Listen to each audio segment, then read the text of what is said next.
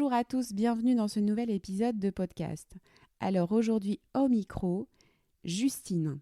Alors c'est quand même un comble d'avoir déjà invité 8 anciens clients au micro du podcast et de ne pas encore avoir fait l'exercice avec Justine de Boken. Mais qui est Justine ? Justine, c'est une jeune femme de 35 ans, bon en vrai elle fait beaucoup moins, au visage d'ange, maman de 2 jeunes enfants. Mais c'est aussi, vous allez le voir, une grosse bosseuse, une femme audacieuse et drôle. On a un parcours similaire et aujourd'hui, on bosse ensemble. Alors vraiment, durant l'enregistrement de ce podcast, je me souvenais quand on s'était rencontrés de la similarité de nos parcours, mais vraiment, j'en ai repris conscience hier au moment de l'enregistrement. Elle a entre autres osé partir 1 an avec son mari au Canada avec pour seul objectif de vivre l'instant présent.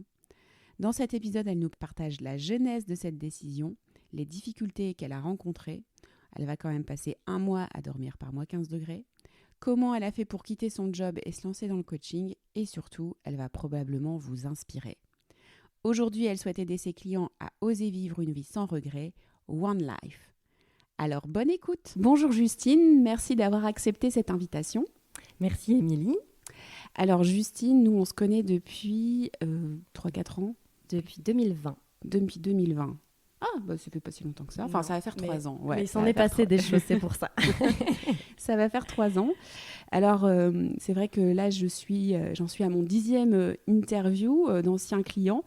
Et force est de constater que toi, alors qu'on bosse ensemble, j'avais pas encore pris cette décision de t'interviewer. C'est un peu dommage parce que tu as plein de choses à apporter. Donc effectivement, on travaille ensemble depuis la rentrée. Donc tu fais la même chose que moi. Tu m'accompagnes là-dedans avec un ciblage un peu spécifique. Donc moi, ce que je vais te demander pour commencer, c'est de te présenter de la manière dont tu le souhaites. Eh bien, donc, je m'appelle Justine de Boken, j'ai 35 ans.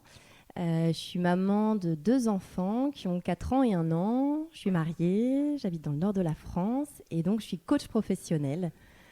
Et auparavant, j'ai travaillé de nombreuses années dans le marketing. Alors, est-ce que tu peux nous donner un peu d'informations sur la façon dont tu t'es orientée professionnellement, tes études, pourquoi tu es partie dans cette voie du marketing ? Est-ce que tu peux nous faire une brève explication, pardon ? Alors, je vais essayer d'être brève. Parfois, je m'emballe un petit peu. En fait, quand j'étais jeune au lycée, j'étais très attirée par la psychologie. J'aimais beaucoup même la philo. J'adorais en fait essayer de comprendre ce qui se passait dans la tête des gens, comprendre de quoi ils avaient besoin, comprendre l'humain en fait et ce qui se passait dans sa tête. Ça m'intéressait beaucoup. Sauf que la psychologie, j'avais un peu cette idée que les psychologues travaillaient avec des fous. Alors j'étais jeune, j'étais au lycée et ça me faisait peur. Et en plus, je suis plutôt de nature empathique, donc j'avais peur en fait de me laisser vraiment absorber, imprégner par les histoires des gens, par leurs émotions. Et je me suis dit, je vais pas tenir le coup. Donc ça m'intéressait, mais je m'étais dit, c'est pas fait pour moi. Et il y a un autre truc qui m'intéressait, c'était la communication et la publicité. Parce que j'avais un peu cette idée très stéréotypée à l'américaine dans les films des publicitaires qui présentent sur un board comme ça une création d'affiches qui l'explique. Et je voulais faire ça en fait parce que c'était la créativité, c'était arriver à présenter quelque chose, à comprendre pile le besoin, puis à présenter vraiment une créa qui est super belle et qui répond à leurs besoins. Donc, il y avait un côté un peu bling-bling à ça. Et donc, je me lance dans une école de com. Et une école de com plutôt généraliste parce que je ne savais pas encore exactement non plus ce que je voulais faire. Donc, ça me permettait de toucher un petit peu à tout. Et puis, à un moment donné, pendant mon école, je m'oriente vers le marketing plus précisément parce qu'au final... c'est ma sœur qui m'en avait parlé. Elle me dit oui, mais si t'aimes bien la psychologie, que t'aimes bien la com, le marketing au final ça allie un petit peu des deux. Et du coup, je me lance là-dedans, je fais des stages et puis je commence ma carrière dans le marketing en tant que chef de projet. D'accord. Alors c'est rigolo parce que c'est pas la première fois que tu me racontes ça, mais bon, ça fait quand même un petit moment. Et je ne sais pas si je te l'avais dit à l'époque, mais je pense qu'on a exactement le même processus. C'est-à-dire, alors j'ai une question quand même, est-ce que le côté humain que tu as mis un peu de côté, enfin le côté accompagnement, psy, machin, est-ce que tu l'as mis de côté parce que tu t'es dit je vais pas y arriver, je suis trop sensible, ou est-ce que c'est parce que tu l'as entendu de l'extérieur? Je pense que c'est parce que j'avais une certaine image du métier déjà qui n'était pas concrète, enfin qui était une partie du métier. Pour moi, un psy, tout le monde voyait pas un psy. Alors qu'aujourd'hui, j'ai un regard qui est différent là-dessus, où je me dis, bah oui, demain, je peux voir un psy, et pourtant, je suis pas folle. Enfin, je crois pas. Et donc, je pense que c'est ça, c'est parce que j'avais pas une vision concrète du métier à l'époque. Et je pense que moi j'étais persuadée que du coup j'allais pas tenir le coup et que ça allait me faire trop de peine. En fait, je voyais des films avec des fins tristes, je me mettais à pleurer discrètement parce que j'aime pas qu'on me voit. Mais j'essuyais mes larmes et je me disais non mais si c'est mon quotidien tous les jours, ça n'ira pas en fait. Hein. Je vais pleurer tous les soirs, ça n'ira pas. Ouais, donc tu t'es toute seule un peu dit, voilà, non, pars pas dans cette voie, t'es partie dans une autre voie qui te correspondait aussi pour d'autres raisons. Il y avait un côté trop, pas sérieux, mais un peu, comment dire, un peu trop négatif peut-être, ou j'avais peur d'être plombée. Alors que la com, c'est plus... c'est plus fun. Un peu plus fun, quoi. Ouais. Donc je pense que c'est ça aussi. Ouais, et finalement, aujourd'hui, tu as réussi à trouver dans le projet que tu fais aujourd'hui l'alliance des deux, finalement, parce que c'est fun, c'est un côté fun, parce que tu aides les personnes à trouver un nouveau projet pour eux. Donc, c'est quand même hyper positif. C'est des personnes qui viennent en coaching, et donc c'est des personnes qui sont... c'est le psy du bien portant, quoi, entre guillemets. Donc, voilà. Et en même temps, il y a ce côté aidé, humain, et puis compréhension de la psychologie. Donc, aujourd'hui, tu as vraiment réussi à allier les deux. Je me reconnais beaucoup dans ton témoignage. Moi, la différence, c'est quand même que, à juste titre ou non, j'ai entendu dire « Ah, mais t'es trop sensible ». J'ai souvent entendu, de toute façon, je l'entendrai toute ma vie, je pense. « T'es trop sensible, t'es trop sensible, t'es trop sensible, tu prends trop les choses à cœur ». Et donc, effectivement, de la même manière que toi, alors moi, c'était pas psy, c'était plutôt le côté aide, assistante sociale, éducateur spécialisé. Mais je reconnais qu'aujourd'hui, je suis bien heureuse d'avoir fait le choix que j'ai fait, parce que je pense que c'est des professions qui sont vraiment difficiles, et probablement que l'intuition que j'ai eue à l'époque était juste, et peut-être les conseils aussi qu'on m'a donnés étaient justes aussi. Donc, du coup, tu pars dans le marketing. Et alors, qu'est-ce qui se passe ? Et alors, au début, j'apprends plein de choses, ça se passe bien. Je travaille pour des grands groupes. Je suis dans une agence de marketing. Je bosse, je suis chef de projet pour des groupes comme Orange, pour Danone un peu plus tard. Et donc, j'apprends plein de choses. Il y a une très bonne ambiance au boulot. Je fais la rencontre de super collègues. Donc, ça me va bien. Et petit à petit, d'année en année, je suis restée 5 ans dans ma première agence. Et d'année en année, j'apprends un peu moins. Je commence à m'ennuyer. Et ce qui est très paradoxal avec moi, c'est que même si je m'ennuie, je continue à bosser beaucoup. Et à m'investir beaucoup. Et du coup, je trouve plus de motivation, j'ai plus d'envie. Mais en même temps, j'ai besoin de livrer un travail de qualité. Je suis perfectionniste et donc je continue malgré tout à faire des heures et des heures, à mettre la barre assez haute. Et donc je trouve plus mon compte en fait. Quand l'envie est très basse et quand l'investissement est trop élevé, ça va pas. Et du coup, j'ai senti à un moment donné que j'en avais ras-le-bol. Et du coup, à ce moment-là, j'ai dit à mon mari, soit je démissionne. C'était pas encore mon mari, hein, je fais un petit teasing. Mais je lui ai dit, soit je démissionne et je cherche ailleurs, soit on part en voyage. On fait un road trip d'1 an. Et du coup, on a choisi le road trip. Ah ouais, alors ça, je me souviens quand tu m'as raconté ça, j'avais des étoiles dans les yeux, parce que je pense que tu as fait ce que beaucoup de personnes souhaiteraient faire. Vas-y, raconte-nous. Et donc en fait, c'est rigolo parce que je démissionne de mon CDI. dans mon agence. Mon copain aussi, il démissionne. Et tout le monde à l'époque nous disait, enfin beaucoup de personnes, pas tout le monde, beaucoup de personnes nous disaient mais vous êtes fous, vous quittez des CDI. En plus, quand on nous disait qu'est-ce que vous allez faire là-bas, on disait rien. Enfin rien, on ne sait pas en fait. On y va pour voyager, on verra, on se laisse porter.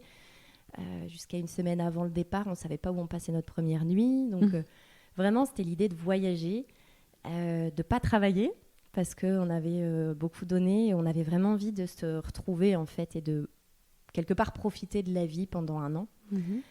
Et du coup, on part. Et puis, là-bas, c'est un voyage extraordinaire, en fait, qui a marqué notre vie. On a appris plein de choses, on a vécu plein d'expériences. Pour faire court, en gros, notre voyage se divise en 3 parties. Donc, on est parti au Canada. Et la première partie, pendant 3-4 mois, on a fait du stop. On a fait du woofing, donc quand tu vas chez les gens, tu dors et puis en échange, tu leur rends des petits services. On avait notre tente qu'on plantait là où on pouvait. Donc ça, c'était la première partie où on a voyagé, on a rencontré plein de monde. La deuxième partie, on est allé à Montréal, on s'est trouvé 2 petits boulots. 2 petits boulots d'appoint en fait pour pouvoir payer notre studio parce qu'il faisait moins 30 degrés, donc on n'avait pas envie de faire du stop à ce moment-là. Tu m'étonnes. Et on se trouve des boulots, on se fait une petite vie avec des copains là-bas, donc très, très sympa aussi. Et on se fait un petit peu d'argent pour s'acheter un van qu'on aménage. Et après, la 3e partie, c'est à bord de notre van, où on est tous les 2 dans notre van. Et puis on traverse le Canada, un peu le nord des États-Unis aussi. Et là, on voit plein de paysages incroyables, on vit des expériences dingues. Et vraiment, ce voyage, il nous a marqués tous les 2, puis marqués aussi individuellement, en fait. C'était... on a appris tellement de choses sur nous, sur l'instant présent, parce que là-bas, en fait, on était vraiment dans l'instant présent. On n'avait pas de téléphone. Ouais. Il n'y avait pas d'objectif, il n'y avait pas d'après, il n'y avait pas de... Voilà, c'était le contrat de départ, c'est on s'éclate pendant un an, quoi. Ouais. Donc, plus de sujet d'inquiétude, pas de... Zéro pas de contrainte. Ouais. Zéro contrainte, hormis la contrainte budgétaire, où on ne pouvait pas faire n'importe quoi. Mais zéro contrainte, parce que quand on voulait aller dans un endroit, on y allait. Quand on voulait en partir, parce qu'on n'était pas bien, on partait. Alors que dans le quotidien, dans la vie de tous les jours, on se pose plein de questions. On va dire oui, mais je ne vais pas partir parce que j'ai réservé quand c'est les vacances ou même quand c'est dans une boîte. Je ne vais pas partir parce que comment je vais faire. Et puis, mais là, on ne se posait pas ces questions en fait. On écoutait seulement ce dont on avait besoin et envie. Et je me souviens, il y a des moments où on était à l'arrière de notre van, on mangeait, et puis on s'arrêtait dans un endroit, on ouvrait le coffre, et puis on mangeait avec vue sur un super lac. On était tous les 2. Enfin, c'est vraiment, j'ai le souvenir vraiment d'avoir profité à ce moment-là de l'instant présent et d'être vraiment en accord avec mes besoins, mes envies, d'être connecté aux gens aussi, de rencontrer des gens qui t'ouvrent l'esprit. Enfin, et puis on a compris en fait qu'on était capable de faire beaucoup plus de choses que ce qu'on croyait. Et ça vraiment c'est dans les grandes expériences comme ça, que ce soit un voyage, que ce soit un autre projet professionnel ou autre, ou n'importe quelle expérience, vraiment, tu apprends sur toi et tu te dis, ouais, en fait, je suis capable de faire ça. Mais du coup, quand tu es parti, on t'a dit, mais vous êtes fous. Toi, à ce moment-là, comment tu vois les choses ? Tu as l'impression de faire quelque chose d'incroyable ou c'est quelque chose de plus naturel finalement, tu te fais pas trop mal. Comment c'est à ce moment-là ? Et en fait, c'est assez limpide à ce moment-là parce que en fait, je me sentais au pied du mur parce que mon boulot me plaisait plus à ce moment-là. Et donc, vraiment, je m'étais dit, soit je démissionne, soit je fais ce voyage. Et l'idée, c'était... j'avais rien à perdre au niveau de mon boulot. Et même au niveau de ma vie, j'estimais que j'avais rien à perdre. Parce qu'en fait, je m'étais dit de manière très rationnelle, au pire, qu'est-ce qui arrive ? Au pire, ça ne nous plaît pas, ou il nous arrive un pépin ou autre. On rentre en France, on va chez nos parents. On avait 25 ans, donc c'est pas encore... c'est pas comme si j'avais 40 ou 50 ans. Revenir chez papa et maman, c'est pas évident. Mais là, à 25 ans, c'était pas si loin. Et puis on retrouvera des petits boulots. De toute façon, nos boulots nous plaisaient plus, donc c'est pas comme si on avait à regretter nos anciens boulots. Donc on se dit, au final, on a peu de choses à perdre, on risque pas grand-chose, on sera pas sous les ponts. Au pire, on va chez papa et maman, on galère à retrouver un boulot, et voilà. Mais quoi on qu'il en redémarre soit, tu as la confiance quand même en toi de l'idée que tu vas pas effectivement te retrouver dans une situation financière compliquée. Voilà, et c'est vrai que parfois, je crois que c'est la semaine dernière, j'avais une cliente qui imaginait l'entrepreneuriat et qui s'imaginait que si elle marche, ça ne fonctionnait pas, elle se retrouverait sous les ponts. Bon. Et c'est vrai que le scénario sous les ponts, il existe. Il y a des personnes qui se retrouvent dans ces situations-là, mais c'est absolument irrationnel la plupart du temps. Donc toi, dans ton cas, tu rationalises les choses. Donc à ce moment-là, c'est même plutôt une bouffée d'oxygène. C'est pas du tout... t'as pas peur, en fait. J'ai pas peur, en fait, parce que je suis vraiment consciente que j'ai beaucoup plus à gagner qu'à perdre. Ouais. Et je fonctionne assez comme ça, en fait, dans les grandes décisions que j'ai prises. Souvent, en fait, j'arrive à bien les prendre quand je suis au pied du mur. C'est plus facile. Parce qu'à ce moment-là, j'ai peu de choses à perdre et j'ai beaucoup à gagner. Ouais. Et parce que je sentais que c'était vraiment quelque chose qu'il fallait que je fasse. Et à ce moment-là, je me dis, même si ça foire, en fait, il faut que je le fasse parce que c'est pire de me retrouver à 80 ans à me dire « Oh, j'aurais dû...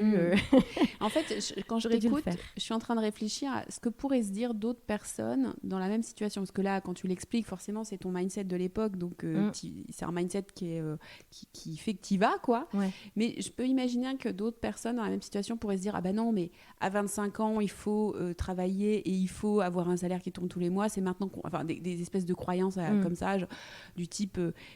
c'est maintenant qu'on fait sa carrière, comment je vais justifier ça sur un CV, ça pourrait aussi être il faut acheter une maison, enfin voilà, il y a des il faut de ce qu'on devrait faire à cet âge-là, de ce qui est juste de faire, de ce qui est rationnel et de faire, et ou alors des phrases comme on peut pas tout avoir dans la vie, enfin voilà, des choses comme ça, travailler dur dans la vie, faut travailler dur, c'est voilà.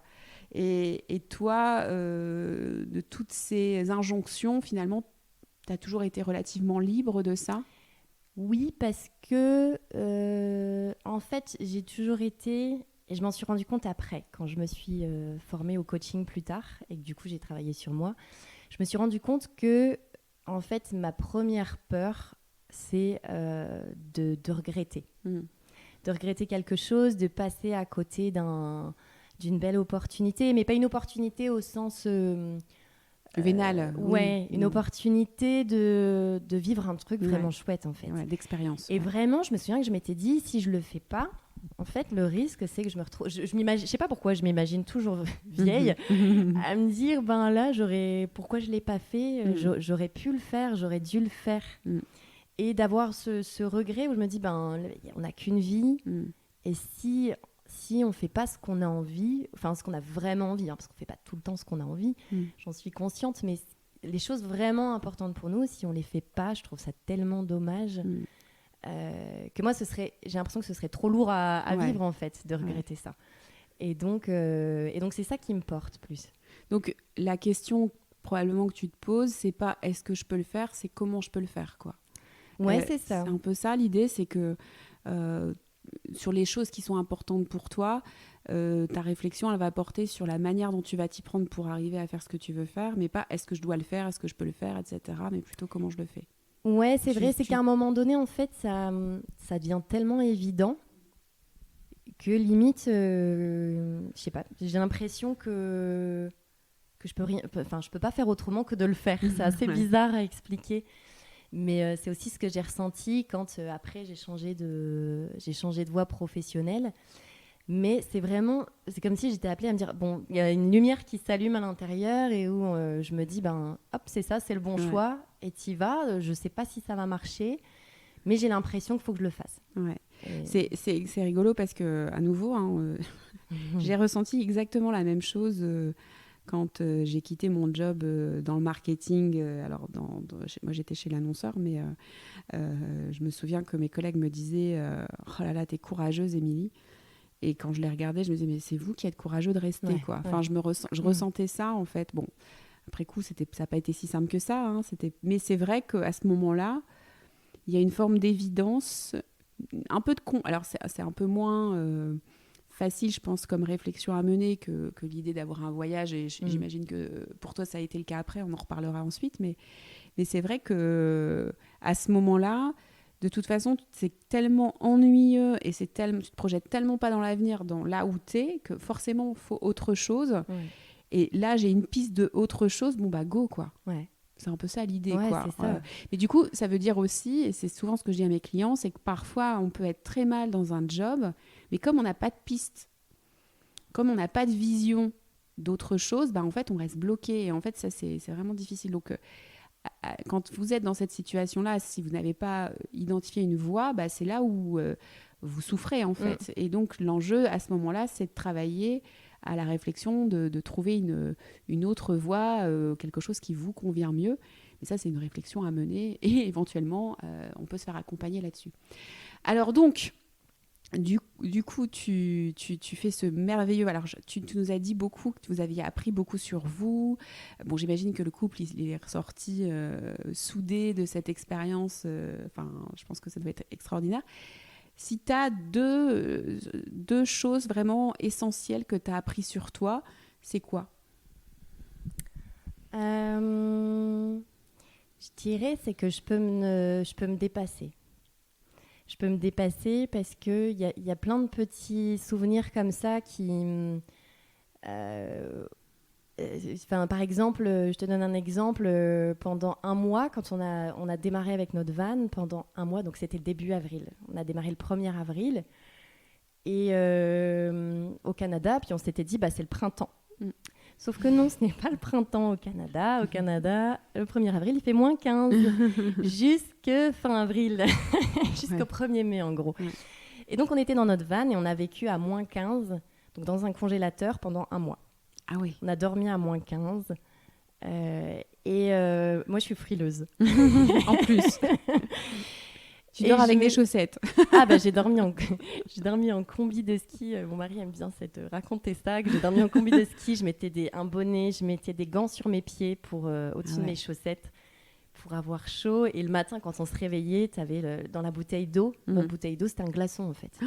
Ah ouais, quand même. Et c'est vraiment dormir dans un congèle à moins 15. Et moi qui suis frileuse, je me suis dit, quand même, pendant un mois, j'ai réussi à dormir, à vivre à moins 15. Ouais, c'est clair. Donc, des petites choses comme ça qui font que je sais que je peux... Voilà, je me dis frileuse, mais en même temps, s'il faut passer un mois à moins 15 pour faire des trucs chouettes, je suis capable. Ouais. Quand tu vois que tu te limites ou que tu as une pensée limitante sur toi, aujourd'hui, tu as un peu plus le réflexe de questionner cette limite que tu t'es donnée, parce que finalement, par le passé, ça s'est pas toujours vérifié, quoi. C'est ça. Ouais. C'est que je pense on a un potentiel et dont on est conscient à, je sais pas, 10%, 20%, 30%, mais qu'on peut faire beaucoup plus que ce qu'on pense, en fait. Et ça, c'est vrai que ça me l'a montré. Comme par exemple, je suis quelqu'un d'assez réservé, mais j'ai fait du stop, j'ai été dormir chez des gens que je connaissais pas. Voilà, ça nous pousse à aller vers les autres aussi. Et je l'ai fait, et ça s'est bien passé. Et puis, on a eu des galères, et puis ça a été, en fait, on est retombé sur nos pattes. Ouais. Et ce qui est marrant, c'est que, ça je le dis avec le recul, mais quand on était dedans, ça paraissait naturel. Alors je dis pas à moins 15, on était un peu dans la galère, on le sentait, mais tout s'est fait de manière assez naturelle en fait, parce qu'on le faisait avec envie. Ouais, ça avait du sens pour toi, et vous étiez à deux, et puis il y avait un côté, j'imagine, vous étiez dans une expérience, quoi. Il y avait un côté un peu exceptionnel dans ce que vous étiez en train de vivre. Tu savais que c'était impermanent aussi. Ça compte beaucoup, j'imagine aussi, quand tu sais que voilà, c'est un mois, oui, peut-être où je vais dormir à moins 15, mais c'est un mois, quoi, ça va s'arrêter. Donc, t'acceptes un peu plus la situation et t'en fais quelque chose, quoi. Ouais, tu le vis vraiment comme une expérience, en fait. Ouais. Et donc, en effet, et puis on l'a choisi, hein, c'est important aussi. C'est pas comme quelqu'un qui vient à moins 15 et qui l'a pas choisi. Ouais. Et ça, je dirais que c'est peut-être aussi la deuxième chose que je retiens de ce voyage. C'est vraiment... Et là, j'ai encore des sensations... pas là, mais je garde encore des sensations aujourd'hui. de toute la notion de confort et de fait que nos vies sont quand même assez facilitées et ça, on n'en a pas conscience. Et c'est vraiment ce voyage qui m'a permis, moi, de comprendre ça, mais de l'expérimenter vraiment au niveau sensation, en fait. C'est que pendant la première partie, quand on était en tente, on n'avait pas de matelas. Donc on dormait à même le sol, sauf que parfois il y avait des terrains, c'était des cailloux, donc on mettait toutes nos fringues pour faire un semblant de matelas, amortir un peu. Mais du coup, avoir un matelas, c'est un truc de dingue, alors que avant, je t'aurais jamais dit, un matelas c'est un truc de dingue. Hein, dormir à l'abri de l'humidité, c'est un truc de dingue. Traverser un couloir pour aller aux toilettes, c'est un truc de dingue. Quand on était en van, on n'avait pas de toilette à moins 15, donc on se débrouillait comme on pouvait. Pouvoir manger, le plaisir de manger, et manger, je vais pas dire à sa faim, on n'avait pas faim, mais des bonnes choses assis dans un fauteuil au chaud, etc. Ouais, c'est tout. En fait, c'est plein de confort. Avoir ta maison, un endroit, c'est plein de choses qui paraissent tellement basiques, qu'on a tellement intégré facilement que on n'y pense même plus. Mais en fait, de temps en temps, je me reconnecte à ces sensations où je me souviens, la première fois où, au bout de 3 mois, on a retrouvé un matelas. Je me souviens, j'avais des paillettes dans les yeux. Je me disais, je n'ai qu'une envie, c'est d'aller me coucher ce soir sur ce lit. Ça va être génial. Et avec la bouffe, c'était pareil. À un moment donné, dans notre van, on ne mangeait pas grand-chose. On ne pouvait pas cuisiner. Et on s'était inscrit à un festival Food and Wine où on pouvait manger un burger. Et on avait appelé nos familles. On appelait de temps en temps nos familles. Bref. Et on leur avait dit, mais vous vous rendez compte, on s'est inscrit à un festival, on va manger un burger dans 1 semaine. Et je me souviens qu'ils ont dit, oui, c'est bien. Et donc Voilà. Et en fait, pour nous, je me souviens qu'on se disait, t'imagines, dans 24 heures, on y sera. Et je me souviens, ce moment, on a vu notre burger, on allait le manger, on s'est même pris en photo avec. Et vraiment, c'est des moments comme ça où tu prends conscience de la valeur de ce qu'on a. Et donc, ça fait un peu bateau de dire ça, mais c'est vrai que quand on se reconnecte au final au basique, ça fait du bien aussi. Ouais, donc, entre guillemets, tu as appris que tu étais beaucoup plus adaptable et que finalement, c'est rigolo parce qu'à un moment donné, ça finit par devenir une habitude finalement de devoir manger dans ces conditions-là. Tu t'y habitues en fait. Voilà. Et en même temps, ça t'a permis aussi d'avoir beaucoup plus de gratitude sur ce que tu as au quotidien, d'apprécier ce que tu as au quotidien un peu plus, quoi. Parce que c'est vrai qu'on ne se questionne plus là-dessus, sur l'eau qui coule du robinet, genre de choses. C'est vrai que quand on n'a pas de... J'imagine que quand on n'a pas de quoi faire la vaisselle, par exemple. Ouais, d'accord. Donc, du coup, comment vous faites pour revenir alors? Ça, c'est pas trop difficile? Si, En fait, c'est bizarre, c'est les deux. On rentre et là, il y a l'excitation de rentrer parce qu'on va voir tout le monde. Ça fait 1 an qu'on n'a pas vu nos familles, nos amis, donc ils sont tous super contents. On rentre au mois de juillet, donc c'est cool. Et on fait des barbecues avec les copains. Vraiment, on est content de revenir, en fait. On raconte notre voyage. On a encore des paillettes dans les yeux. Eux, ils en ont aussi quand on raconte, donc ça fait plaisir. Et puis après, le mois d'août, où les gens, ils sont pas comme nous, quoi. Ils ont des boulots. Donc, ils sont occupés. Et puis, mine de rien, on n'a plus de sous, du tout. Parce que le but, c'était vraiment de profiter. On avait mis un peu de côté, mais on revient avec 0. Donc, on est chez nos parents. Et là, ça commence à retomber, en fait. Ouais, ça pique. Ça pique parce qu'on a vécu tellement un truc à part et extraordinaire que quand on revient, c'est un peu le soufflet, en fait. Et puis après, une fois qu'on a passé le côté sympa de retrouver tout le monde, on retourne à la vie d'avant, quelque part. Mais là, ce que tu as, entre guillemets, mis entre parenthèses, les contraintes, les injonctions, etc., pendant 1 an, là, tu es de nouveau propulsé dedans, quoi.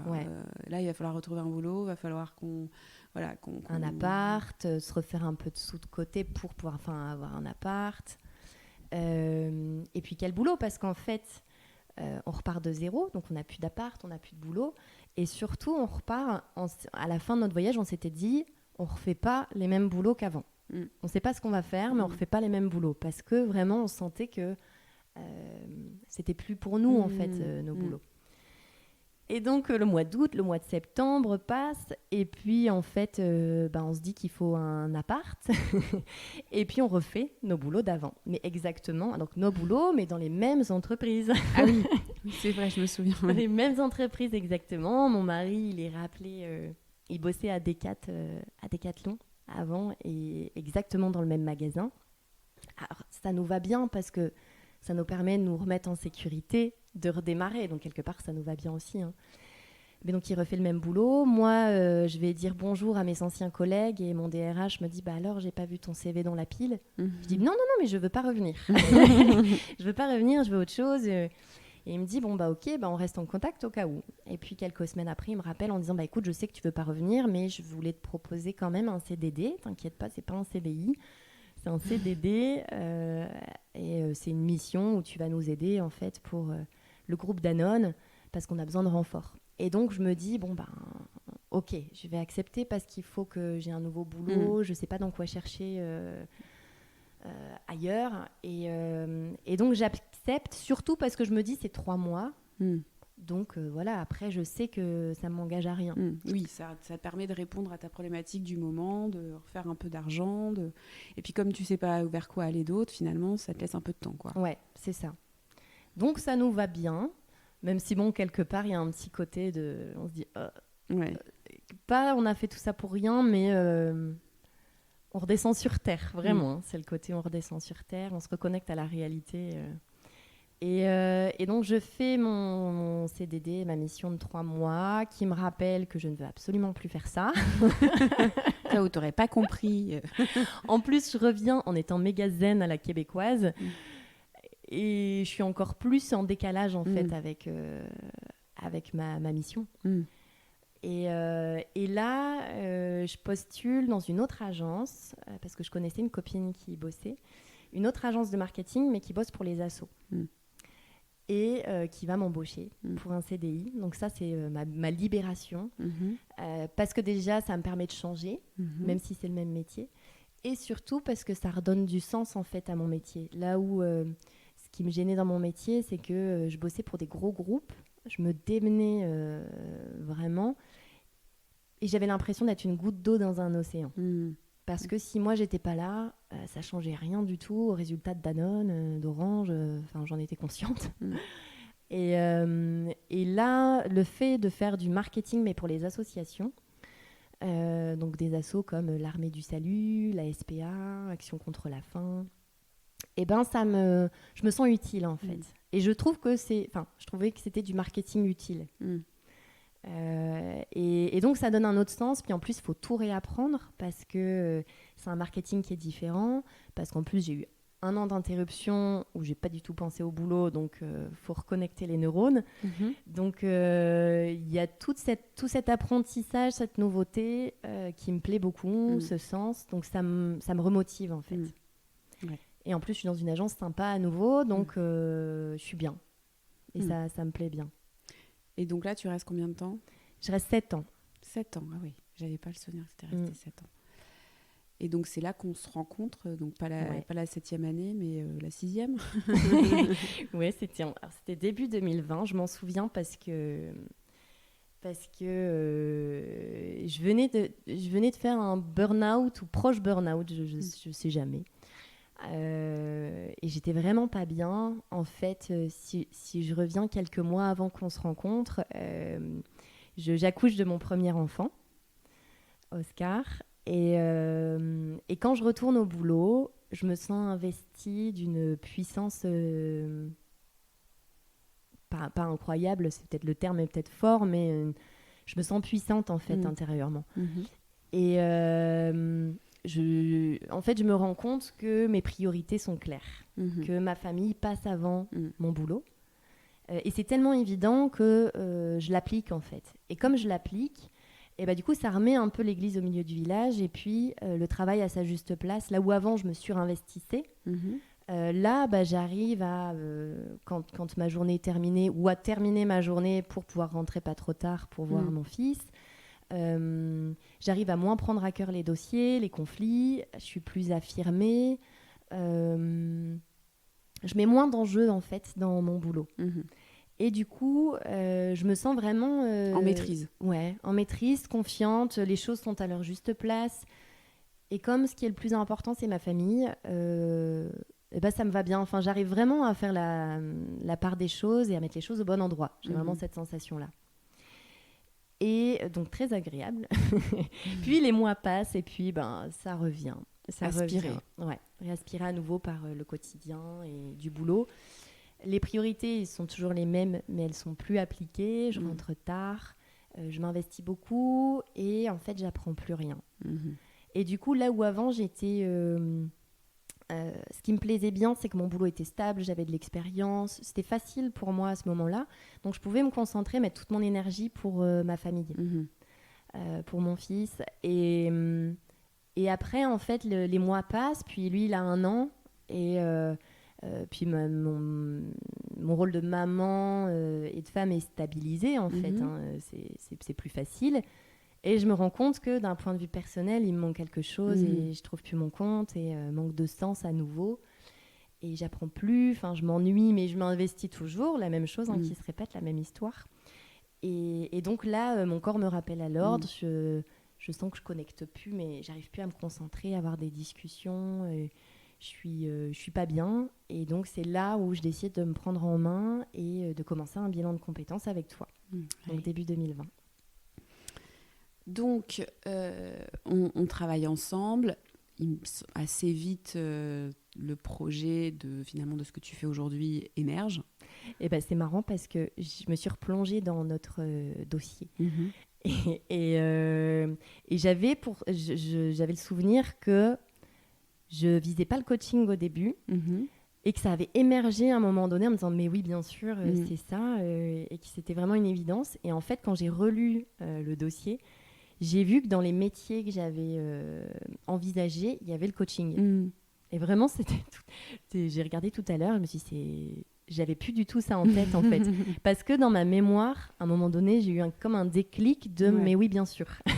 Ouais, ça faisait partie en fait probablement que dans les échanges, il y avait ça qui était là, mais ce n'était pas une option que tu avais vraiment considérée. Et à un moment donné, tu l'as vraiment considérée. Mais c'est vrai que moi, je pense que très vite, j'ai le souvenir, après, voilà, j'ai dormi depuis, mais j'ai le souvenir que c'est arrivé très vite. Oui, c'est arrivé au bout de quelques séances, assez vite, parce qu'en fait, évident. Finalement, quand on reprend le début de notre conversation tout à l'heure, finalement, c'est l'alliance un peu de ton expérience professionnelle, mais de ton attrait aussi pour l'humain, la compréhension de l'humain. Donc, bon, après, j'ai peut-être aussi, à l'époque, fait une petite projection, j'en sais rien. Mais dans ma tête, c'était assez rapide, donc voilà. Et donc, raconte-nous, parce que bon, voilà, y a ça qui arrive, mais comment tu t'y prends ensuite ? Il y a ça qui arrive, et puis il y a une deuxième chose en fait qui arrive en bilan de compétences, c'est l'entrepreneuriat. Et ça, je n'avais pas du tout imaginé. J'avais pas du tout imaginé parce que je me disais que j'avais pas le profil, enfin, j'y avais même pas pensé. Je me voyais pas entrepreneur dans l'âme. J'ai pas des parents entrepreneurs comme certains qui le font de père en fils et voilà. Et du coup, c'était un peu la révélation à force de voir certaines choses apparaître, la liberté, l'indépendance, besoin de décider, des choses même dont j'avais pas conscience, besoin de décider, j'avais pas conscience de ça. Et où je me souviens, je me suis dit, c'est l'entrepreneuriat, mais vraiment limite à me dire ah bon ah bon, j'ai les compétences, j'ai les aspirations pour ça. Et je me souviens que tu m'avais dit bah ouais. Et puis moi c'était vraiment je me souviens une révélation importante à ce moment-là. Et du coup c'est vrai que ça s'enclenche assez vite où on se dit comme j'étais sûre de moi sur le coaching. Un peu comme pour mon voyage en fait, je me retrouve vraiment dans cette sensation où je me dis là je suis sûre que c'est ça, je sais pas comment, je sais pas si ça va marcher mais je suis sûre que c'est ça. Donc il faut passer à l'action et puis là c'est un peu la théorie des petits pas qui s'enclenche où finalement tu me dis il faut donc quelle formation. Là je cherche, je me mets à chercher des formations, je les contacte, j'en contacte plusieurs, il y en a une qui me plaisait bien et puis on était au mois de mai. Et puis, ils me disent, oui, il y a une session au mois de novembre, parce que je voulais le faire le week-end discrètement. Je ne voulais pas annoncer à mon entreprise pour me garder au cas où une cartouche de côté. Et elle me dit, il y a une session en novembre. Puis après, elle me dit, non, attendez. Ah non, il y a une session, il y a encore une place en juin. Donc, on était en mai. Hein. Et puis là, je fais, ah non, mais c'est trop rapide. Enfin... Puis elle dit, bon, je vous laisse réfléchir et vous revenez vers moi. Et du coup, là, pendant quelques jours, je me dis, waouh, faut que je pèse le pour, le contre. Et en fait, j'ai vraiment pesé le pour, le contre.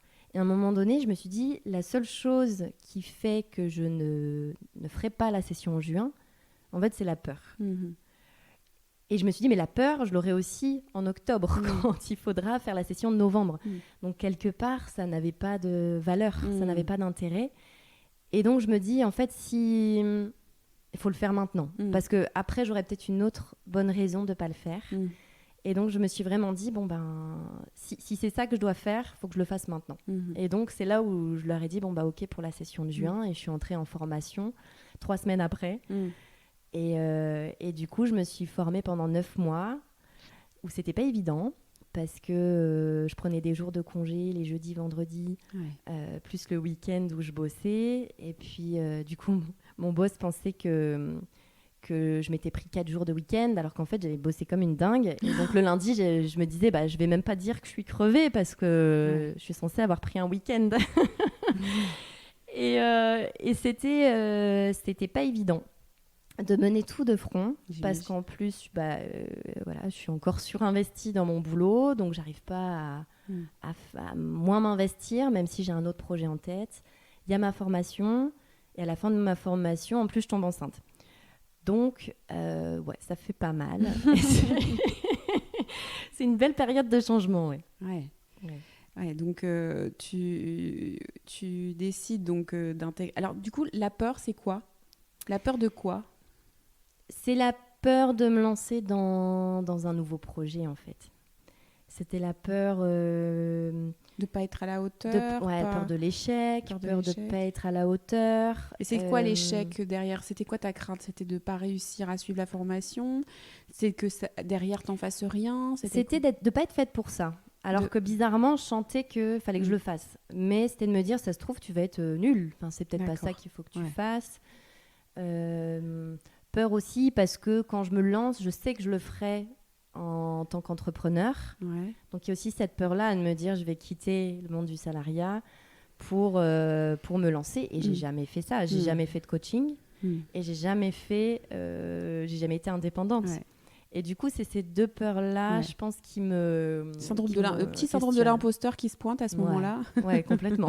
Non, mais c'est qui celle-là qui se dit je vais devenir entrepreneur et puis je vais faire du coaching alors que je viens du marketing. C'est ça, et encore une fois, j'étais persuadée que je n'avais pas le profil pour être entrepreneur. Ouais. C'était quoi pour toi le profil de l'entrepreneur ? C'était quelqu'un qui fonçait, qui avait de la tchatch, qui avait pas peur, en fait. Alors que là, j'y reviens un petit peu, parce qu'en côtoyant des entrepreneurs, je me rends compte qu'ils ont tous peur. mais ouais, c'est ça, j'avais un peu l'image de...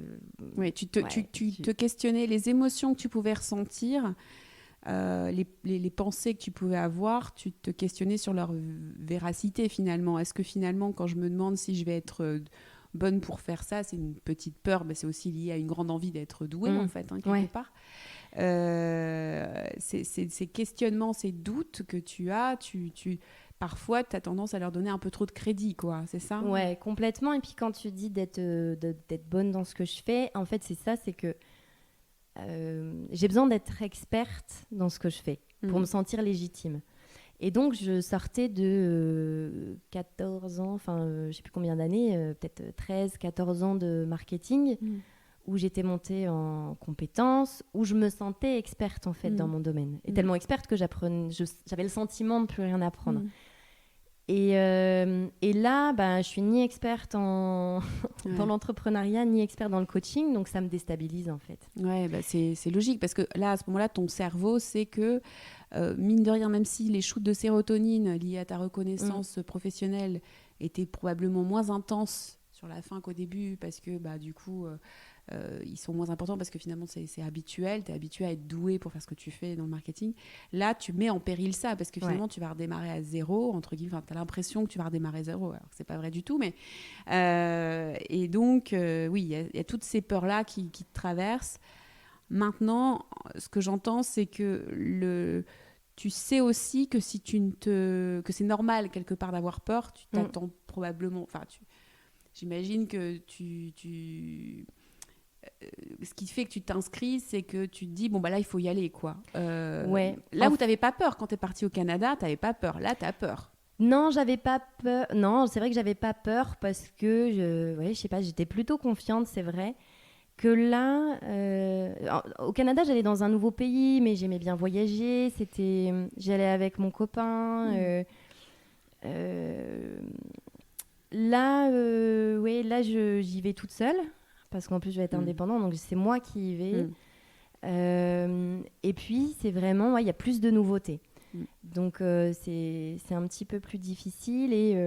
Mais ce qui fait que j'y vais, c'est que j'en ai très envie, en fait. Ouais, comme pour le Canada. Ouais. Comme pour le Canada, en fait, c'est que c'est un peu j'y vais, mais j'ai peur. C'est que j'ai peur, mais je me dis, en fait, j'en ai envie, donc on verra bien. Ouais. Oui, quelque part, un peu comme le témoignage de Pauline qui a repris sa formation d'ébéniste, même si à ce moment-là, elle ne sait pas exactement ce qu'elle va faire de tout ça derrière, mais à ce moment-là, suivre cette formation, elle sait qu'elle va prendre du plaisir à le faire, quoi, quelque part. Et donc ça, tu sais que ça va être intéressant, donc ça te motive à y aller malgré toutes ces questions, toutes ces interrogations que tu peux avoir. Ouais, c'est ça. Et puis je me souviens qu'à l'époque, ce que j'avais fait, en fait, j'avais peur à un moment donné de m'auto-saboter. Comme je sentais un petit peu mes peurs et que je savais aussi que j'en avais envie, je m'étais écrit une lettre à moi-même et où je voulais vraiment dire en quoi j'avais envie de faire ce projet. Qu'est-ce que je me racontais en fait intérieurement et en fait au moment où vraiment je sentais que j'en avais envie, j'ai écrit cette lettre et dedans il y avait toutes mes émotions du moment, toute mon envie du moment et je me suis dit il faut que quand dans le futur j'aurai à nouveau un doute ou peur ou que je veux arrêter que je relise ça et que je me reconnecte à mon émotion du moment en fait parce que quand je ressens cette émotion je me dis je suis certaine qu'il faut le tenter. Et donc, je m'étais dit, il faut que je me raccroche à ça pour aller jusqu'au bout. Et peu importe si ça ne marche pas, mais il faut que je le fasse. Et ça, vraiment, c'est un truc qui m'a aidée aussi. D'ancrer ce moment, me dire, bah oui, il y a peut-être des moments où je vais dire, qu'est-ce que j'ai fait, n'importe quoi. Mais c'est de me dire, à un moment donné, j'ai pris cette décision pour les bonnes raisons. Et même s'il y a des difficultés, même s'il y a des échecs, je sais pourquoi je l'ai prise. Ouais, c'est une super idée, ça peut être quelque chose qu'on pourrait aussi nous proposer. Alors, je sais que parfois, avec certains clients, je leur propose d'avoir 2 carnets, un carnet un peu pensée négative, dans lesquels on va aller un peu déverser notre flot de pensée pas très cool pour l'évacuer, mais aussi un carnet positif avec justement... quand je suis dans un mood positif, je note ce à quoi je pense, les croyances que j'ai à ce moment-là, les pensées que je peux avoir. Mais là, pour le coup, l'intérêt, c'est d'aller le relire. Autant l'autre, on peut aller le déchirer, à la limite, on peut tout jeter derrière. Autant le positif, l'idée, c'est de s'y référer quand on a un coup de mou pour se rappeler à l'ordre, quoi, quelque part. Bah ouais, parce que c'est facile, après coup, à plusieurs mois après, de dire « Ah, bah, j'aurais pas dû, parce que c'est difficile, parce que... je vais avoir un enfant, c'est peut-être pas le moment, parce que j'en sais rien, l'entrepreneuriat c'est difficile. C'est facile en fait de se dire ah j'aurais pas dû. Mais au moment où tu prends la décision, c'est clair et c'est ça qu'il faut que je fasse. Donc et je la prends en sachant que ça va pas être facile. Donc ouais, je trouve que ça m'aide en fait à me dire vraiment c'est vraiment peu importe si ça marche. Fallait que je le fasse. Et je trouve que ça aide aussi à pas regretter des décisions qu'on prend en fait. Ouais, c'est sûr. Donc une année sportive qui se termine avec la nouvelle d'un bébé qui arrive, qui va pointer son nez. Donc tu as réussi à tenir ta langue, tes boss ne savent pas que tu as suivi cette formation. Ouais, en fait je tiens ma langue parce que... Donc je voulais me garder, parce qu'il y a une toute petite part de moi qui me disait, au cas où je change d'avis, je me grille pas. Et puis, il y a une autre part de moi qui me disait, pour leur annoncer, je veux être légitime et je veux être diplômée. Et du coup, j'attends d'être diplômée pour leur annoncer. Donc, je suis diplômée en février 2021. En mars, j'ai les entretiens annuels et avec mon manager. Et là, donc, on fait l'entretien parce que je voulais avoir un entretien normal pour savoir comment avait été mon année, parce que j'étais quand même dans l'objectif de finir bien les choses. Et puis à la toute fin de l'entretien, je lui dis écoute, j'ai 2 choses à te dire. Et donc là, je vois un peu sa tête. Il sait que c'est pas une bonne nouvelle. Il se dit ouf. C'était rigolo d'ailleurs ce moment-là. Je lui dis écoute, première nouvelle, c'est que je suis enceinte. Donc là, il me dit ah super, mais il y a une partie de lui qui dit mais c'est quoi la deuxième? Parce qu'il dit ça, c'est super. Mais il y a une deuxième nouvelle quand même. Et je lui dis la deuxième nouvelle, c'est que en fait j'ai un nouveau projet professionnel. Je me suis formée au coaching et j'aimerais avoir une rupture conventionnelle pour pouvoir me lancer assez rapidement. Et donc là, par contre, c'est un peu la douche froide parce qu'il s'y attendait pas. On s'entend très bien et il est très bienveillant, donc c'est aussi pour lui, il se dit mince, il s'y attendait pas en fait. Ouais. Ça a été dur pour lui de l'apprendre à ce moment-là. Ouais, il a mal digéré son repas après. On a fait notre entretien en fin de matinée. Il m'a dit j'ai pas bien mangé. Mais en même temps, il est très content pour moi. Et ça aussi, j'étais contente parce que c'était quand même un challenge d'annoncer les 2 nouvelles en même temps, parce qu'en plus, ce que je lui demandais, c'était quelque part de faire mon congé maternité et de faire la rupture conventionnelle après. Pour un niveau timing, c'était garantir mes droits le plus longtemps possible et tout ça. Donc, j'étais prête à m'arranger, à bosser quelques mois de plus pour leur laisser plus de temps, mais je leur demandais quand même pas mal en annonçant mes 2 nouvelles. Et en fait, ça a été très bien accueilli, ils l'ont très bien pris, ils m'ont encouragée là-dedans.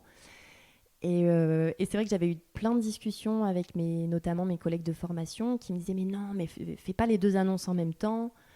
Tu leur dis que tu es enceinte et que tu t'es formée au coaching, mais voilà tout. Je dis non, mais je peux pas faire ça parce que je veux être droite dans mes bottes et je vais pas savoir leur dire ça. Et 6 mois plus tard, finalement, je me lance.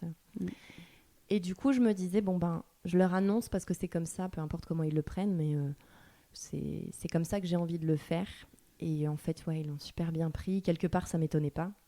T'avais confiance en eux, ils avaient... Ouais, j'avais confiance en eux. Et donc, ils m'ont encouragée. Et ça m'a aussi redonné confiance parce que le fait que mon manager, mon directeur, mes collègues m'encouragent là-dedans, ça m'a reboosté un peu parce qu'encore une fois, c'est une nouvelle voie. Donc...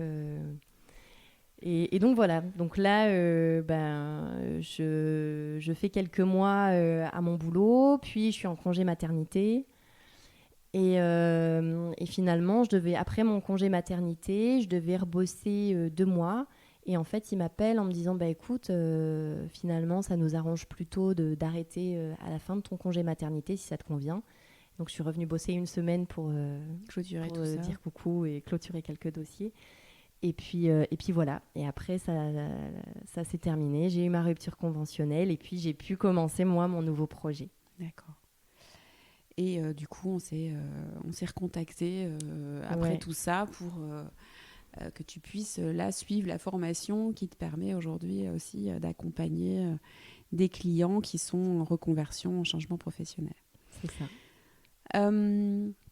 Justement, aujourd'hui, compte tenu de toutes ces expériences dont tu viens de nous parler, comment tu vois justement ton accompagnement demain? Quels sont les challenges que tu as envie d'accompagner? Déjà, à travers mon histoire, ce que j'ai vécu, ce que j'aime faire, j'ai envie d'aider les gens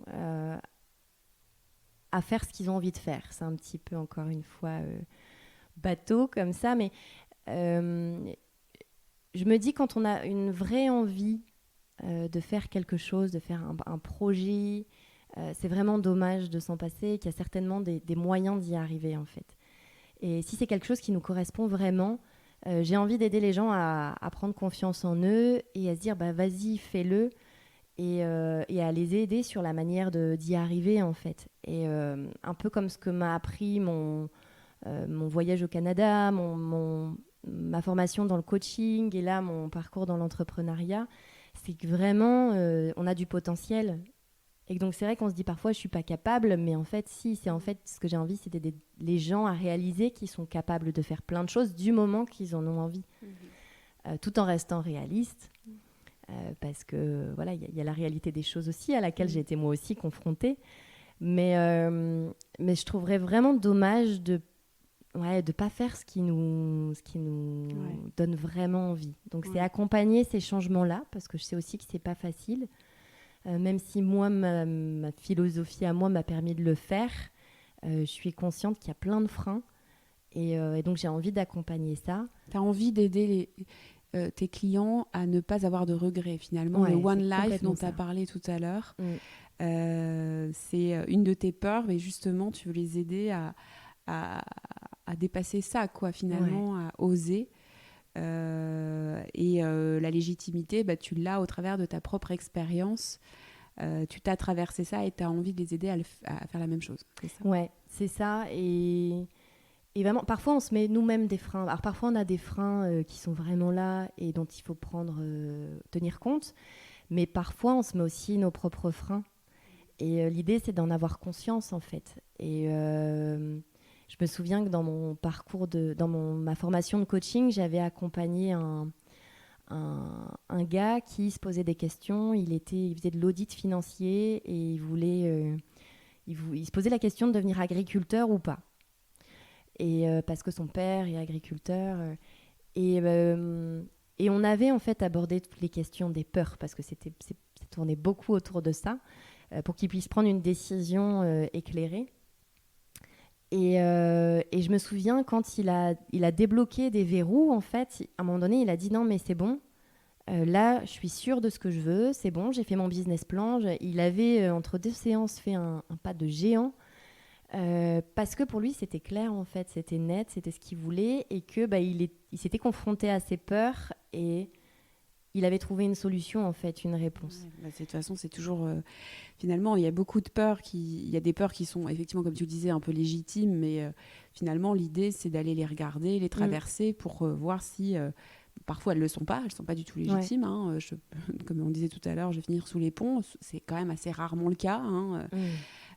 Aujourd'hui en France, même si ça existe, on a quand même la plupart du temps de la famille, des proches et la possibilité de faire des métiers... alimentaire, de rebondir. On a des compétences qui peuvent nous permettre de ne pas se retrouver dans cette situation-là. Ça ne veut pas dire que c'est agréable, mais voilà. Mais après, c'est vrai que l'enjeu, c'est d'aller les regarder et de ne pas s'arrêter à la petite pensée, le petit saboteur là, qui vient nous taquiner régulièrement avec des petites croyances. Et donc, toi, tu as traversé ça et tu as envie d'accompagner tes clients à faire la même chose. Ouais, c'est ça. C'est vraiment ça, les aider à ne pas avoir de regrets et puis à se découvrir aussi, quoi, à découvrir tout ce qu'on est capable de faire. C'est tellement gratifiant, c'est bon pour la confiance aussi, de se dire ça j'ai réussi à le faire, ou ça je l'ai fait, même si j'ai pas réussi, mais je l'ai fait. Et je sais que moi, quand j'ai pris cette décision-là, autant le voyage que le changement pro, ce qui me faisait vraiment plaisir aussi, c'était les commentaires de la famille, de l'entourage, parce que ça me renvoyait en fait... quelque part, parfois, je me disais, c'est facile, je fais petit pas par petit pas, mais eux, ils me renvoyaient l'idée que quand même, il fallait le faire, que tout le monde n'en était pas capable, et donc ça fait du bien aussi, en fait, à la confiance. Donc je pense aussi, le fait de faire des petites choses comme ça, qui ont vraiment du sens pour nous, puis qui nous obligent à sortir un peu de notre zone de confort, ça augmente notre potentiel et notre zone de confort au final. Oui, de toute façon, c'est vraiment ça. Hein. J'avais une discussion avec une cliente justement hier. On parlait de la confiance en soi et on mettait en parallèle l'émotivité qu'on peut avoir ou la sensibilité qu'on peut avoir. Et c'est vrai que parfois, on peut avoir tendance à penser que la sensibilité, notre grande sensibilité peut être un frein, peut être quelque chose qui fait qu'on n'est pas fort, qu'on n'est pas résilient, etc. Et aujourd'hui, j'ai vraiment un regard complètement autre et j'espère pouvoir le transmettre à mes clients le plus souvent possible. C'est que pour moi, la confiance, on la booste notamment dans les difficultés. En fait, c'est là qu'elle prend toute sa valeur. Notre force, on la voit quand on doit traverser des moments difficiles. Mais c'est vrai que si on a une attitude qui consiste toujours à éviter les obstacles, à éviter les embûches, à éviter justement les sorties de zone de confort, on ne peut pas développer sa confiance, son estime de soi, sa force. Donc, c'est un peu le passage obligé. C'est pas agréable, mais c'est la clé pour avoir une vie qui nous ressemble, quoi, et qui nous donne envie. Donc voilà, toi, tu as fait ça, tu as fait ce job-là à plusieurs reprises et tu veux aider tes clients à faire la même chose. Ouais, c'est ça. C'est vraiment ça qui m'anime, qui me fait du bien, qui me fait plaisir. Et puis aussi, pour l'avoir aussi expérimenté, accompagner aussi les femmes qui étaient les jeunes mamans qui ont plein de choses à penser, qui ont plein de questions dans la tête sur leurs différents rôle de maman, rôle de femme, rôle de conjointe, rôle d'amie, rôle social, puis rôle professionnel. Parce que je l'ai surtout vécu aussi à travers ma deuxième grossesse où là j'étais en formation de coaching, donc et je me suis beaucoup plus questionnée sur tout ça, tout ce qui se passe intérieurement, toutes les émotions qui nous traversent, et faire le tri dans tout ça, notamment sur la partie professionnelle, parce que quand on a un bébé, bien souvent on reconsidère nos priorités, nos envies, nos besoins. On a envie d'autre chose, soit un autre cadre, d'autres horaires, des facilités ou autres pour pouvoir avoir plus de temps pour sa famille, soit de s'épanouir soi. Ou pas. Ouais. Ou même s'épanouir soi, surtout. Parce qu'on pense au début beaucoup à notre bébé, puis à un moment donné, on pense aussi un peu à soi. Et puis on se demande si on est épanoui et si on veut quitter notre bébé 8 heures par jour pour ce boulot-là. Bon, en tout cas, je me suis posé cette question. Et donc, accompagner aussi les femmes qui viennent d'avoir des bébés à y voir plus clair dans leur projet professionnel, à trouver leur place, en fait, dans leur projet pro. Oui, je trouve que ce qui est intéressant de questionner, c'est aussi toutes les injonctions au rôle de maman avec lesquelles on se trimballe et qui font c'est quand même une période un peu difficile parce que... on voudrait être la super maman, la super maîtresse de notre mari, en même temps la super cuisinière qui fait des petits pots bio pour les enfants, et en même temps il faut être la working girl qui ramène un bon salaire à la maison, et tout ça, ça fait beaucoup de rôles, beaucoup de casquettes. Et c'est vrai que je pense qu'effectivement, il y a des mamans qui vont effectivement re-questionner leur présence au travail, leur investissement et le sens de ce qu'ils font. Et pour d'autres, c'est aussi... moi, j'ai peut-être effectivement une grande ambition professionnelle, mais est-ce que je suis une mauvaise mère pour autant ? Enfin, il y a vraiment qui je suis, qu'est-ce que j'ai envie de créer demain, et encore une fois, se libérer des injonctions et bien se connaître pour... oser être ce qu'on a envie d'être et pas se mettre trop de barrières, quoi. Puis être bien au final c'est complètement ça, c'est être bien avec soi d'abord. Parce que bien sûr, quand nos enfants sont petits, on va dire oui, il faut penser à eux, bien sûr qu'il faut penser à eux, mais pour être bien avec nos enfants, il faut qu'on soit bien avec nous-mêmes. Et c'est vraiment la métaphore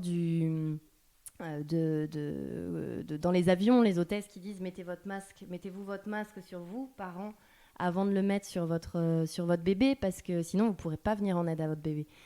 Et donc je le sens vraiment comme ça, en fait, c'est d'arriver vraiment à voir qu'est-ce qu'on veut nous, pas pour nos parents, pas pour la société, pas pour nos amis ou autres, ou pour l'image qu'on renvoie, qu'est-ce qu'on veut nous, et d'être aligné avec ça pour pouvoir être bien dans sa vie, en fait. Et l'accepter, et c'est vrai que c'est un gros travail, c'est pas toujours facile, parce que c'est plus...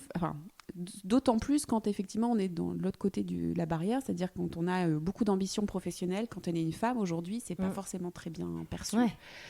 Et on peut avoir du mal à l'accepter et pas s'y retrouver finalement. Moi j'ai aussi beaucoup de situations comme ça, et donc regarder ça, l'accepter, c'est le se libérer aussi. Mais ça ne veut pas dire être une mauvaise maman pour autant. Au contraire, les deux sont complètement conciliables. Donc oui, aussi ce que tu as traversé à nouveau, comme je l'ai traversé aussi, c'est rigolo parce que la dernière fois on en discutait et les premiers flyers que j'ai fait, je les ai retrouvés tout à l'heure. C'était des flyers avec une main de bébé. Voilà, c'était la cible que je voulais absolument accompagner parce que je pense que le plus gros des challenges que j'ai eu à relever, pour moi, ça a été vraiment le challenge d'être maman, mais aussi d'avoir de l'ambition professionnelle et de réussir à concilier tout ça et d'assumer aussi ces rôles-là et de ne pas être la maman gâteau qui fait des compotes. C'est vrai que c'est pas forcément évident à assumer tout le temps, quoi. Bah, surtout quand on a d'autres exemples dans nos vies, c'est pas facile de faire le tri dans toutes les émotions. Moi, quand j'ai eu ma fille, mon deuxième enfant, c'est comme si j'avais l'émotion culpabilité qui clignotait tout le temps, en fait, pour tout et n'importe quoi. Et c'est vrai que ce qui m'a aidée, moi, à ce moment-là, c'est parce que j'avais fait ma formation de coaching et donc j'arrivais à m'auto-coacher quelque part. À prendre du recul et à me dire ok, non, tu fais pas les petits pots maison. Bon, c'est pas ok, j'aurais préféré peut-être le faire, mais en même temps, j'ai envie d'avoir ce temps disponible, soit pour ma fille, soit pour moi, pour être plus détendue, pour m'occuper d'elle ou pour. Et c'est vrai que c'est tout un travail de pour pause, kiffer notre vie aussi. Et ouais, parce complètement. On n'est quand même pas sur cette terre pour se faire du mal et prendre du temps pour soi, pour aller faire un jogging, pour aller au sport, pour aller voir des copines, pour bosser parce que notre boulot, on y tient et c'est un sujet qui nous touche. C'est un vrai challenge. Je pense que pour les femmes, je le vois vraiment au quotidien. Pour moi, c'est un challenge quotidien, mais je le vois aussi au travers de mes clientes. Je ne sais pas ce que tu en penses, mais s'autoriser à se faire plaisir, c'est pas gagné. Ouais. Mais ouais, il y a vraiment cette fameuse émotion culpabilité avec nos injonctions de il faut travailler tard le soir, il faut être, comme tu disais, une bonne maman, faire les petits plats maison. Et dès qu'on sort de ça, on a l'impression de ne pas être totalement bien ou à la hauteur. Et j'avais pensé à un truc, mais c'est reparti, je ne sais plus ce que je voulais dire. Mais il y avait un truc qui m'avait aidée. Alors c'est reparti. Ça a traversé comme un nuage, c'est reparti. Oui, ce qui m'avait aidée moi aussi par rapport à ça, à la culpabilité, c'était me dire qu'est-ce que j'ai envie de leur transmettre. Et ça vraiment c'est un truc qui m'aide encore aujourd'hui parce que j'ai pas envie que mon fils il s'oblige à travailler tard, il se mette des contraintes de dingue. Qu'il le fasse s'il a envie, c'est très bien, mais je voudrais pas qu'il se mette la contrainte de devoir travailler beaucoup ou de se contraindre avec des injonctions. Et donc, à un moment donné, je m'étais questionnée sur, ok, mais toi, comment tu lui montres qu'il faut pas faire ça ? Il y a les paroles, il y a les actes. Ouais, en fait, ce qu'ils comprennent le mieux, c'est les actes. C'est pas clair. ce qu'on dit. Il y a une chanson qui dit ça, les enfants, c'est faites ce que je fais, c'est pas faites ce que je dis, encore moins faites ce que je veux. Donc, je me suis dit, si je veux leur montrer la bonne voie, il faut que je le fasse en fait. Et donc m'octroyer des moments aujourd'hui où je fais mon yoga, parce que donc, en tant qu'indépendante aussi, t'as plein de moments de culpabilité comme ça où tu vas dire oui, mais faudrait que je bosse, je vais pas me prendre 2 heures là pour aller faire du yoga ou du shopping ou voir une copine alors qu'on est en pleine journée. Et... Bon là on a un peu le modèle salariat qui revient, qui était bien ancré en nous. Et vraiment s'octroyer ces 2 heures parce que ça nous fait du bien. Et j'ai envie de le faire parce que je voudrais que mes enfants plus tard ils le fassent en fait. En fait, quand on y réfléchit, on a envie que nos enfants ils aiment leur vie, qu'ils prennent du plaisir, qu'ils s'amusent, qu'ils s'épanouissent. Moi, quand je les dépose à l'école, je leur dis amuse-toi bien. Et j'ai envie que dans leur vie ils s'amusent bien. Mais nous, en fait, on va avoir de la culpabilité à s'amuser, à prendre du plaisir. On devrait. Je pense que c'est plus féminin que masculin. on a quand même cette casquette un peu de prendre soin de tout le monde. Et quand on est à prendre soin de soi, en fait, pendant ce temps-là, on ne prend pas soin de quelqu'un d'autre. Et c'est vrai que la culpabilité, elle est toujours un peu présente. Ouais.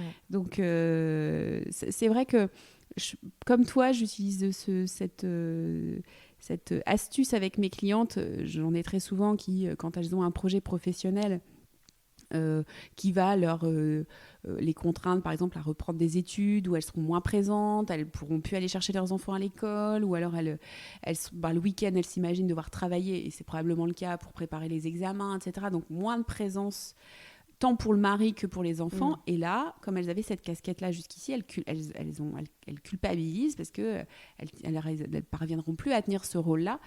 Et souvent, je leur pose effectivement à ce moment-là la question, est-ce que tu as envie de leur montrer l'exemple de je cherche l'épanouissement professionnel et cherche à me donner les moyens de ce que je veux faire, et où est-ce que tu veux leur montrer l'exemple du sacrifice, quoi, quelque part. Et c'est vrai que souvent ça permet à un moment donné de switcher, là. Ça les libère un peu. C'est vrai que c'est vraiment un truc qui pour le coup va motiver, quoi. Et parce que moi je m'imagine souvent, je me dis ok, si mon enfant il fait ça, qu'est-ce que j'aurais envie de lui dire en fait? Et parce qu'on est souvent plus exigeant, beaucoup plus exigeant avec soi-même qu'avec les autres.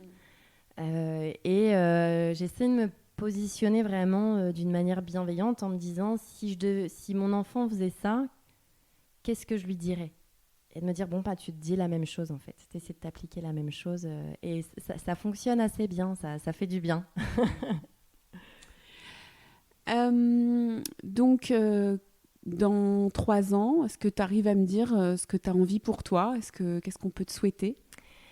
Eh ben là, 3 ans, plein de bilans de compétences, accompagner plein d'hommes et de femmes à oser réaliser leurs envies. Ça, c'est vraiment un truc qui m'anime. Et puis, peut-être dans 3 ans, alors je suis quelqu'un qui aime bien faire beaucoup de choses et pas s'ennuyer, donc je sais pas, peut-être des conférences ou des événements qui permettent de réunir les gens, parce que ça aussi c'est important, quelque chose qui est important pour moi, l'aspect collaboratif. Et puis le côté plaisir aussi festif en fait, hein. Moi j'aime bien les apéros-conférences ou les trucs comme ça, parce que je trouve que prendre du plaisir et apprendre en même temps tout en se connectant aux autres, what else, hein. Donc ouais, ça me plairait bien. D'accord, donc de l'individuel, du collectif, du plaisir, du partage, des rencontres. Et ça, c'est tes envies pour les prochaines années. C'est ça, ouais. Bon, de toute façon, on a le projet avec Justine d'aborder en podcast des thématiques spécifiques ensemble, de continuer les discussions comme on a pu l'avoir là aujourd'hui. Donc vous allez régulièrement la retrouver. Je suis très heureuse de travailler avec elle aujourd'hui. Moi aussi, c'est partagé. On s'amuse bien. Donc on espère que cet épisode vous a plu et on se retrouve très bientôt. Merci à tous d'avoir écouté cet épisode. J'espère qu'il vous a plu, que vous avez apprécié découvrir Justine, que vous avez envie peut-être d'être accompagné par elle dans votre trajectoire professionnelle. Alors, contactez-la. Et de votre côté, si vous avez envie de partager le podcast ou si vous avez trouvé que l'épisode était intéressant, stimulant, eh bien, commentez, partagez, likez. On compte sur vous. À la semaine prochaine.